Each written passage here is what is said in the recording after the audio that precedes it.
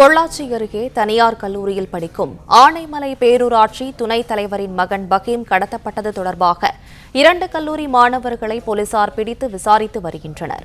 இதுகுறித்த கூடுதல் விவரங்களை செய்தியாளர் பூபதி வழங்க கேட்கலாம். பூபதி, வணக்கம். மேலும் விவரங்களை சொல்லுங்க. வணக்கம். அதாவது கோவை மாவட்டம் ஆனைமலை பேரூராட்சி தலைவர் ஜாஃபர் அலி இவரது மகன் பொள்ளாச்சி பாலக்காடு சாலையில் உள்ள தனியார் கல்லூரியில் பகீம் என்பவர் முதலாம் ஆண்டு படித்து வருகிறார்.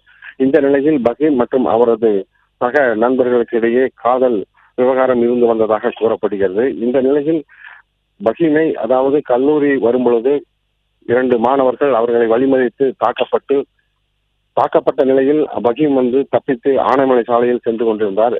இந்த நிலையில் சக மாணவர்கள் அவரை பின்தொடர்ந்து காரில் சென்று மர்ம நபர்களுடன் மீண்டும் தாக்குதல் நடத்தியுள்ளார். இந்த நிலையில் பகீமின் அப்பா ஜாஃபர் அலி காவல் நிலையத்தில் புகார் கொடுத்ததன் அடிப்படையில் தாக்குதலுக்கு காரணமாக இருந்த 2 மாணவர்களை பிடித்து மேற்கு காவல் நிலைய போலீசார் விசாரணை மேற்கொண்டு வருகின்றனர். மேலும் பகீம் தற்பொழுது பொள்ளாச்சி அரசு மருத்துவமனையில் சிகிச்சை பெற்று வருகின்றனர். இந்த கடத்தலுக்கு பயன்படுத்த வாகனத்தை ஓட்டி வந்த ஓட்டுநரை தலைமறைவாக உள்ளதால் தற்பொழுது அவரை தேடி வருகின்றனர். விவரங்களுக்கு நன்றி பூபதி.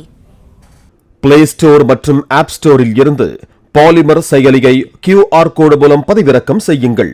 செய்திகளை உடனுக்குடன் பெறுங்கள்.